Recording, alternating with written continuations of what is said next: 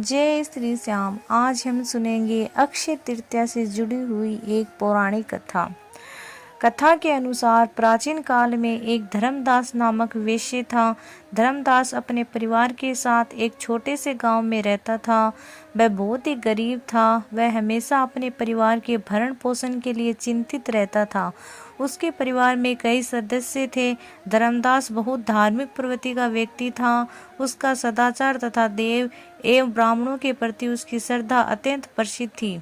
अक्षय तृतीया व्रत के महत्व को सुनने के पश्चात उसने अक्षय तृतीया पर्व के आने पर सुबह जल्दी उठकर गंगा में स्नान करके विधि पूर्वक देवी देवताओं की पूजा की।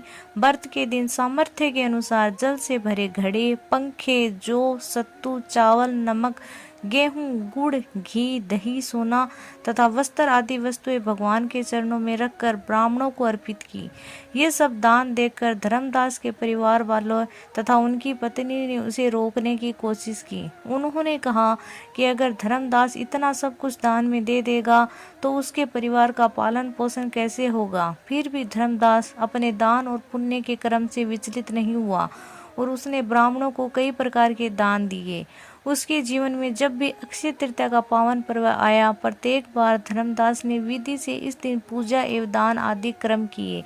अनेक रोगों से ग्रस्त तथा वृद्ध होने के उपरांत भी उसने उपवास करके धर्म कर्म और दान पुण्य किया। यही वैसे दूसरे जन्म में कुशावती का राजा बना। मान्यता है कि अक्षय तृतीया के दिन किए गए दान पुण्य व पूजन के कारण वह अपने अगले जन्म में बहुत धनी एवं प्रतापी राजा बना। वह इतना धनी और प्रतापी राजा था कि त्रिदेव तक उसके दरबार में अक्षय तृतीया के दिन ब्राह्मण का वेश धारण करके उसके महायज्ञ में शामिल होने आते थे। अपनी श्रद्धा और भक्ति का उसे कभी भी घमंड नहीं हुआ। वह प्रतापी राजा महान और वैभवशाली होने के बावजूद भी धर्म के मार्ग से कभी भी विचलित नहीं हुआ। जैसे भगवान ने धर्मदास पर अपनी कृपा की, वैसे ही जो भी व्यक्ति इस अक्षय तृतीया की कथा का महत्व सुनता है और विधि विधान से पूजा एवं दान आदि करता है, उसे अक्षय पुण्य एवं यश की प्राप्ति होती है। बोलो भगवान श्री हरि विष्णु की जय हो।